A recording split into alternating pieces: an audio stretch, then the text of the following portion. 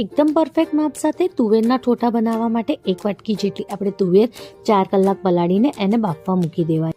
હવે એના માટે આપણે કોરો મસાલો રેડી કરવાનો. લવિંગ, કાળા મરી, ફૂલચક્ર અને તજને આવી રીતે વાટી લેવાનું. હવે લીલા મરચાં, આદુ અને લસણને પણ આવી રીતે વાટીને તૈયાર કરી દેવાનું.